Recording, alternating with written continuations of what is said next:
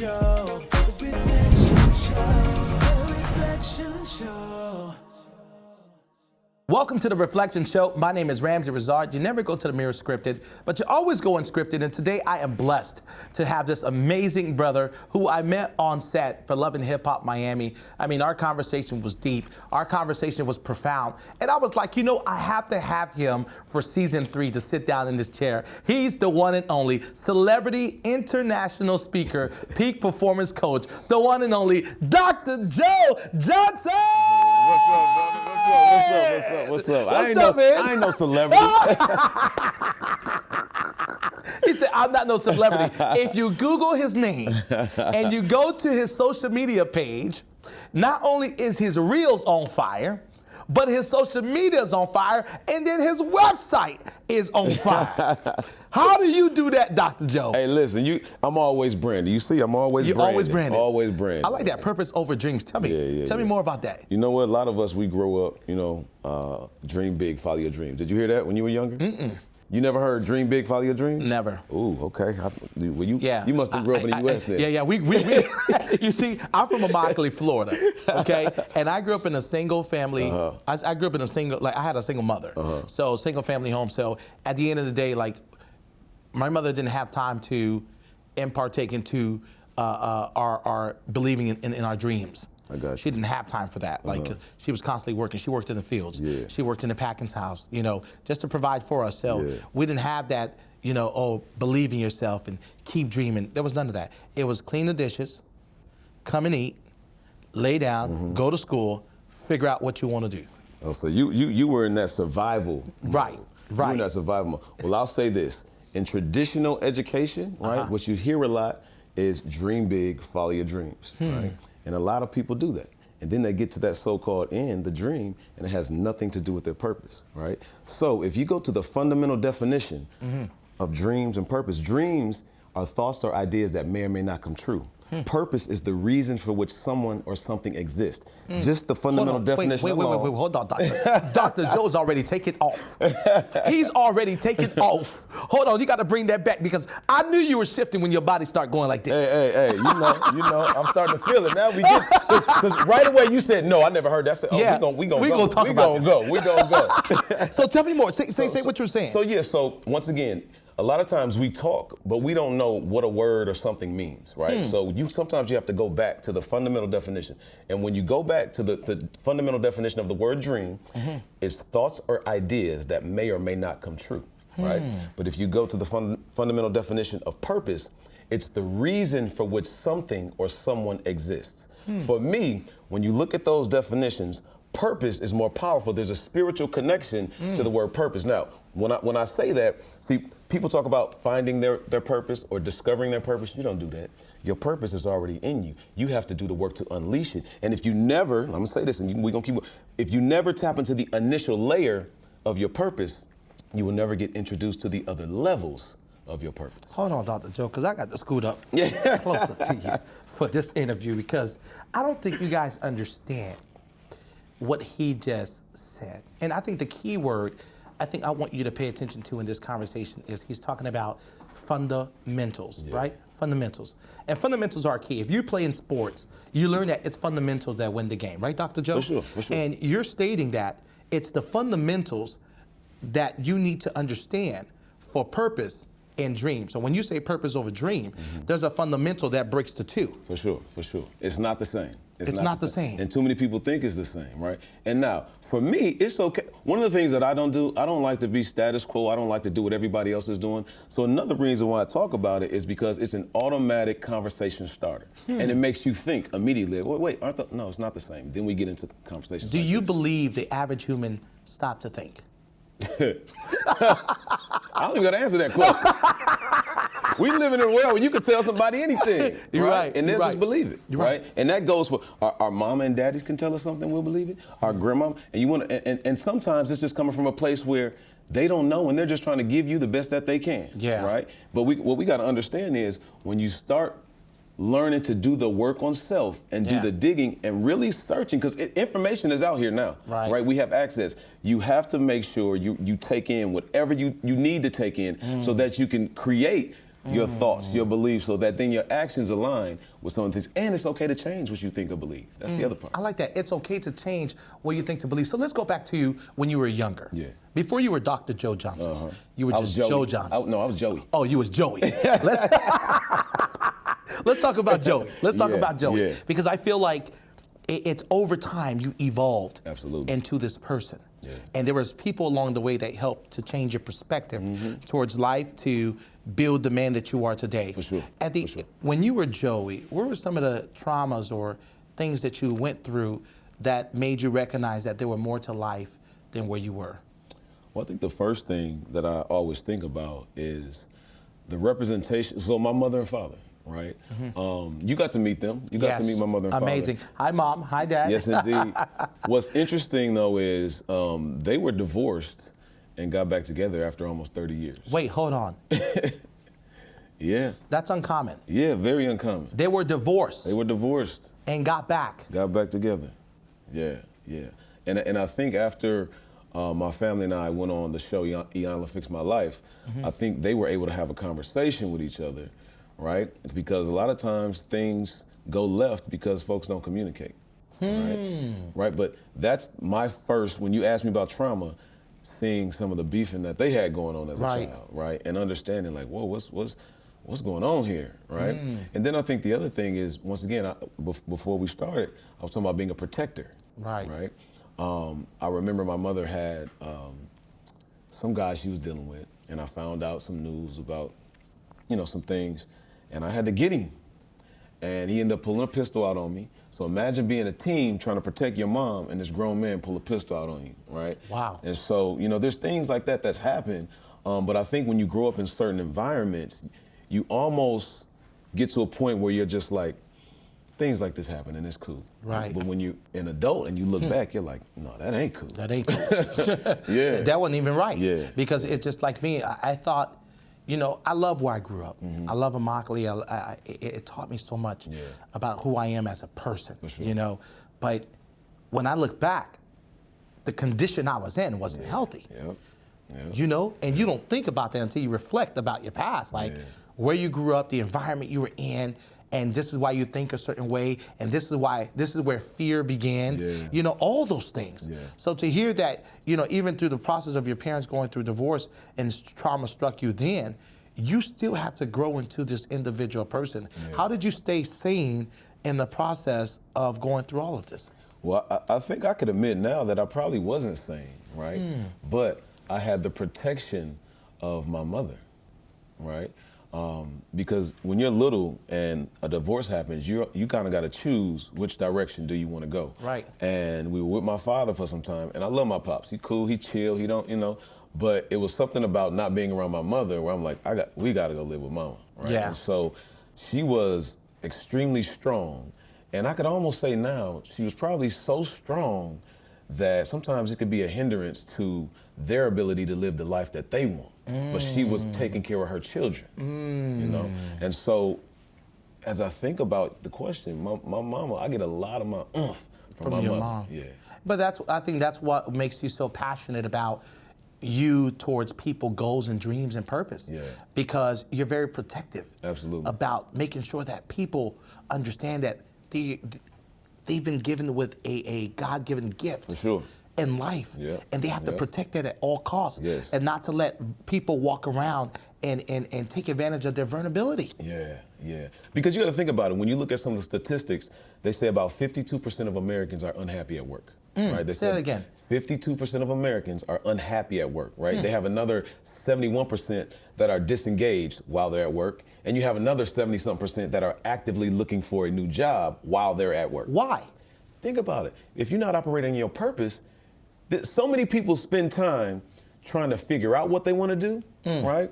And let me put it like this. You get programmed from your childhood, right? And some people never disrupt that programming, right? So they're in the matrix and they're doing exactly what they know their soul is telling them not to do. And when you don't listen to your soul, you end up hating your life. You end up not having the best relationships. You end up not getting paid what you're worth. You end up just having this life where you just almost just totally pissed and you're just miserable, and then the stress comes in, and then the physical ailments come in, and so it's you gotta create the life and career that you desire. You know? Did you live in that space before? When you were working in corporate? Ooh. Let me give you one of these. Let me talk to you like this. I know working corporate was completely different for you. Yeah, I mean, I worked in corporate. I've worked in K through 12. I've worked in higher ed, and the question for me, I remember being in my office, and I used to be like, this can't be life. Wait, you got to say that again. What was the question for you? The question for me when I was sitting in those offices was, this can't be life. Is this what my life is gonna be? Like, there's no way I was born to just pay bills and die. Before he begins his next sentence, if you're at your job or if you're watching this right now and you're saying this can't be life, I want you to really tune into what Dr. Joe Johnson is getting ready to say, because I believe it's going to pivot the next season of your life. Yeah. So when you said that this can't be life, what was that turning point for you? In all honesty, a good friend of mine, B. He's another speaker. I remember one day he asked me, he said, how's your prayer life? And I was thinking about it, and I was like, I pray, but it was the typical getting ready to eat. Right. And then my prayer life had to get mean, because when your prayer life is mean and you have the ability to have discernment to hear. Now, this is the thing. Your prayer is your ask to the higher power. Meditation is your ability to listen for the answer. Right? So for me, I got the answer of, it's time to leave. And when it felt good in my soul, I left my job and I was doing speaking full time. It wasn't easy. I think that's key, though. You said something very profound. You said it was your soul that you felt at peace with. Yes, yes. And at that moment, the better you begin to unlock. And in the process of unlocking, you found clarity and what to do next. And that's how you became this international speaker, peak performance coach. Yeah, yeah. I mean, because think about it. How many people do you know, they'll say, I can't stand this job. I'm looking for a new job. Or I hate being here. 5 years later, they still there. It's a lot of people like that. Listen, there's somebody watching right now saying that. Absolutely, absolutely. And to me, it gets to a point where people have to understand, you spend so much time in your career every day, right? 8 hours, 9, 10, some people 12. You spend a lot of time. So if you're not happy in this place where you're spending most of your time every single day, it's going to impact every other area of your life. Every other area. Yeah. Yeah, I remember, man, when I was in corporate, man, I wanted to leave my job so bad, you know, for a whole year. But I knew for me as a husband, I had some responsibilities, right? Yeah. And I think that's the part people don't talk about is the pressure of being a husband while desiring to step out on faith. And I remember when God told me, he said, listen, they're paying you to position you for your destiny. And at that moment when I heard that, right, I found that peace within my soul. And I knew the transition was coming. And I had already prepared my wife to say, hey, for these next 6 months, this is what we're gonna have to save. But remember, on December I remember December 2017, I think, December 2017, I said, but it's gonna be a rough month. I said, I just want you to know it's gonna be a rough month because there's a lot of things that has to pivot. And it did. But I remember being at that job. I remember telling myself, like, there's more to this. There's more to this. I have more purpose. I have more, and I really had to, because at the time I couldn't really find friends to, you know, express myself to. But I did have a really good friend named Pierre Alex that we would get on the phone and have conversation, entrepreneurship conversation, and that would really help me. Just like you had B Heat, that's the name, right? Yep, B Heat. B Heat, that helped pivot you and stuff like that. So it's amazing that there's people like yourself out there helping people to pivot into purpose rather than dancing with their dreams. You know? But I think you said something that I know men need to talk more about, right? And what you talked about, what I heard was there can be some pressure when the man is getting ready to transition if the partner, right, doesn't understand or is not working with you to transition, right? The cool thing I had, so my wife, I've been married 12 years this year. Congratulations. Appreciate that. Been together 16, and it's been a rough ride, but we've been making it through. But how did y'all how do you guys continue to make it through? Well, individual work. Always working on self, right? Like the power of knowing that you can't control anybody, but you can control yourself, right? Is one of the best tools we can have, right? And now this is the thing, though, because I want to take it back real quick, and I'm gonna come right back here because when you were talking about your transition, and I'm thinking about when I left, right? What I'm noticing with some of the clients that I have and the people that I work with is that as soon as they feel good to transition and do something different, an opportunity at that job often comes. Oh. Right? and I always ask them this question, right? And it's pivotal. I say, are you moving up in the company or are you moving further away from your purpose? Look at that camera. You got to tell that. You got to look at Sam. Look at Justice. Look at it. Just ask that question. Listen, I'm speaking to y'all who's watching this, and the question is, right, when you're ready to take that next step to do something different, right? And then that opportunity comes in the space where you are, where you've been so unhappy. The question is, are you moving up or are you moving further away from your purpose? You got to think about that. That's one of those you just got to sit For sure. and think about, because you don't think about, like, you changed the game when you just said that. Yeah. Are you moving up in the company or are you moving further away from your purpose? Yeah. That's real. So how long have you been, how long have your company been in existence? I got serious in 2011. Okay, 2011. I've been speaking since 2006, 2007. I spoke for free for about 5 years. You spoke for free For free. for 5 years. For 5 years.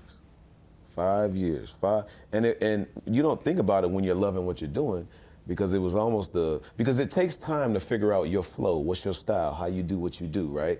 And 2006, 2007, and then 2011, I got serious, got a website, all that stuff. But I want people to know, like, this isn't a overnight situation. And too many people think that, the album finally came out, or, oh, you're on TV now. They've been in the grind for 20 years. 20 years. You know what I mean? And people don't understand that. And they have, right back to what we were talking about, they have people that also support them, like my wife, Dr. Brandy Pritchard Johnson, right? One of the top psychologists out here. But when you have people that can see your vision, Right. and they're pushing you, that's a blessing, because some people don't have that. And I love the fact that, you know, the way you talk about your wife, it's a beautiful thing. Because, you know, sometimes men are scared to talk about that big supporter behind them is the one that really is the one pushing the vision. For sure. Same thing as my wife, you know what I mean? But you all have a podcast, a family podcast. Oh, yeah. It's called a Hell of Love. Hell of a ride. A hell of a So ride. it's a play on words. Yeah, it's hell of a ride. So people say hell of a ride, but it's hell, love, a ride. Hell, love, a ride. Yep, Talk hell of a more. ride. What made you guys want to start a podcast, a family podcast together? Well, to be honest, sometimes you're going through things in your relationship and you don't want to go that direction because you know your relationship isn't where it's supposed to be. You know? And some years we've been talking about doing something, and the timing was just right. The timing was right. You know, we're doing work on ourselves, and you know, we brought our sons in it, but we're talking about life, love, and legacy. Wow. You know what I'm saying? And it's actually been therapeutic to do more with my wife, because early on when we were just dating, we was doing a lot of work together. And I backed off because I needed to figure out who I was and what I needed to do. But now that we're back, because you can listen, alone you can go fast, right? And go wherever. But together you can go far. Yeah. You feel me? And so that's what we're working on right now. And let's dive more into your career. You know, and if you want to, you could definitely check out their podcast, Hell, Love, A Ride. There it goes. Podcast. Hell, Love, A Ride podcast. Yep. Make sure you guys go check that out. Yep. Watch. I mean, the thumbnails is beautiful, amazing, and I'm gonna watch it. So make sure you guys go watch that podcast. But let's get more into your career now. You've been speaking Toyota and all these big companies. You know what? Talk more about your platform and what you do on that scale. Yeah, so in terms of the speaking, everything that I do is grounded under identity, right? So who are you, that question. Purpose, why are you here, right? And transitioning, how to get from where you are to where you want to be, right? So whether I'm speaking to the individual or whether I'm speaking to big companies, is always grounded under that. So whether they bring me in to talk about disruption, right? I talk about disrupting traditional ways of doing things, talk about building relationships. Everything is about relationships, right? Or they might bring me in. I used to do a lot of diversity work. I just didn't want to be the black guy, doing this diversity. But I'm dope at it, right? And I hit it from different angles. But everything is always grounded under identity, purpose, and transition. So identity, purpose, and transition. That was a part of your life. For sure. Talk about your identity season in your own life, Yeah. because of course what we talk about is a reflection of who we are. Sure. So talk about the identity season for yourself. Yeah, man. Listen. So when I got here, I got a chance to meet a young brother who I said, I know this boy played ball. Big fella. Right? Yeah.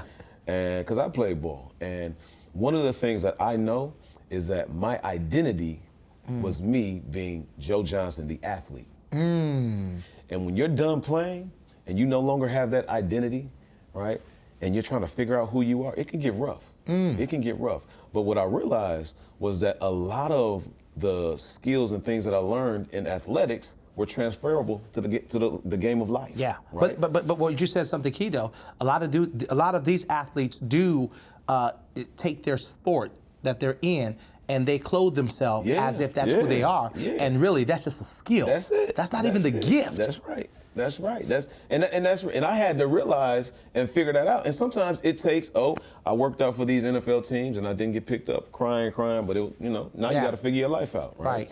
But for me, I realized that my purpose had nothing to do with sports. Right? I was just good at it, and it got me out of survival mode. Right? So identifying your identity in the season that you were in led you to walking into your purpose. Absolutely. And a lot of us follow the script. You know what the script is? No. The script is, I love how when I ask him a question, this is the second time you hit me with, no. I'm like, hey, bro. Look, hey, doctor, I'm telling you, listen, that's why I love about sitting down and having conversations. Yeah. I think if the world today was to sit down with each person and have a conversation, it would be a better That's world. real. That's true. Because you get to learn people and you realize we're not exposed at the same level you're exposed. It's the same thing. We all have a different level of exposure that we've been able to experience. That's true. And everybody has a different experience. Because your experience matters. That's 100. So the script was this. And when I said, you'd probably be like, oh yeah, that's script. Go to high school, graduate. That's script. Go to college, graduate. And once you graduate, you'll get a good job. Man, shut up. Like, man, listen, traditional education, I have a PhD. Now, let me speak, traditional education needs to catch up to where the world is, right? What do you mean? This is what I mean. If you pay attention to the trends, right? They're talking about student debt right now, right? Student loan debt.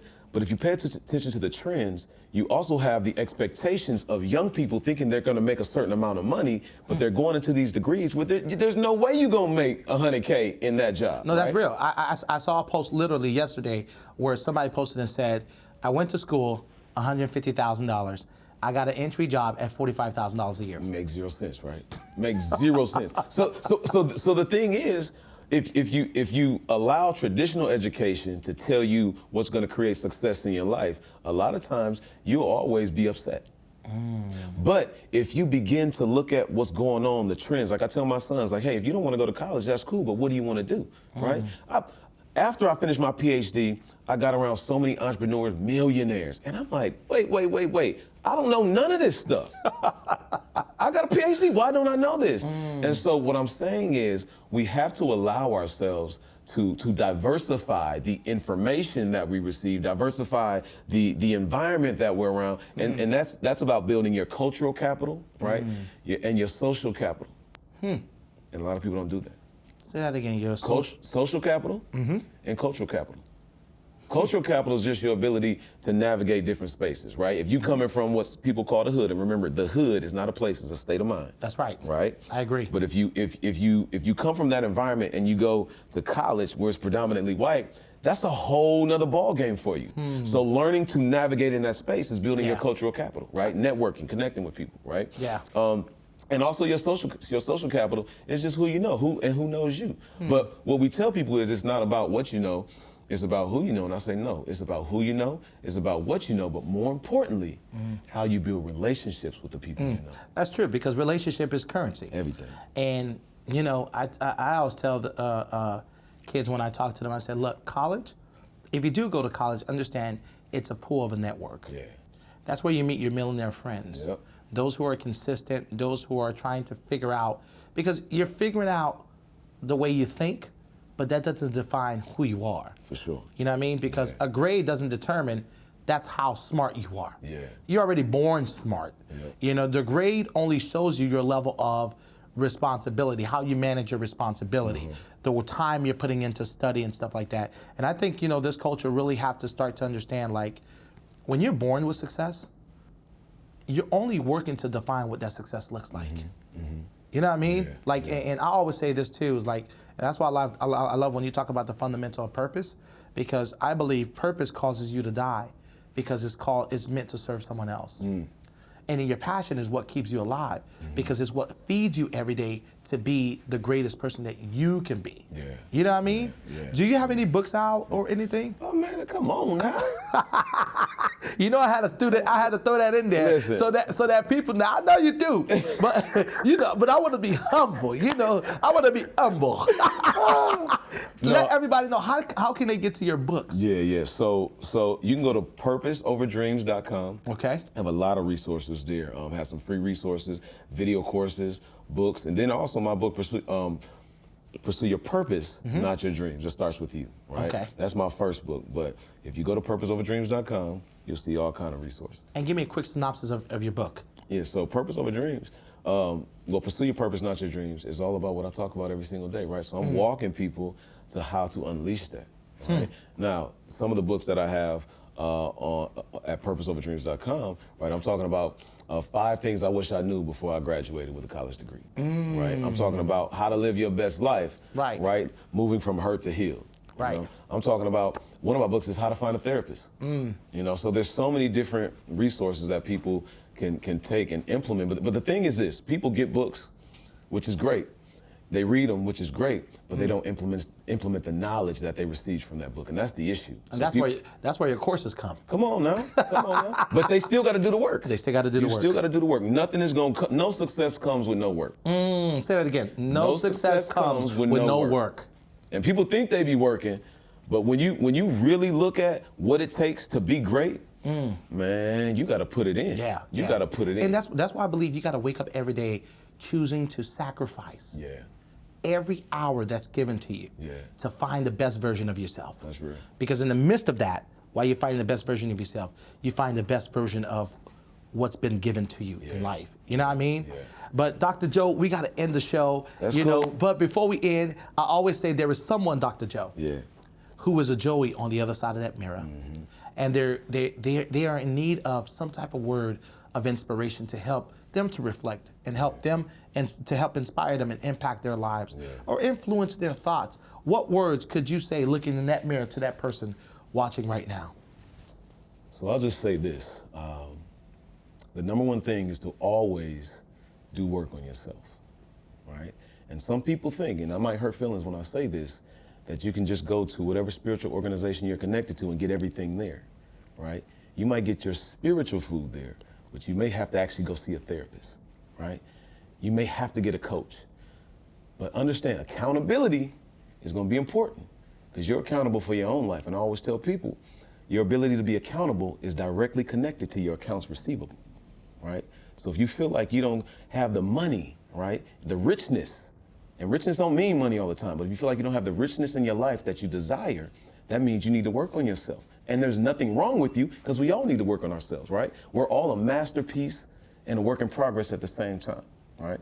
So as I close, I'll just say this. Your purpose and your profit are directly connected to your individual healing. It starts from the inside out. I appreciate you. Purpose over dreams. Dr. Joe Johnson. We're going to have to get him back again because I believe that there's even more into the conversation that we were diving into today on the show. You know, as he stated, you know, there's more in you. If you're at your job and you're watching this, if you're in your car and you're watching this, if you're watching this on your living room couch and you're watching, wherever you're watching this, I want you to be sure to make sure you guys follow Dr. Joe Johnson. And whatever you need, all you have to do is go to purposeoverdreams.com and you'll get everything that you need from this amazing human being that sat here today on The Reflection Show. I'm Ramsey Rizard. Thank you so much for watching. And remember, your experience matters.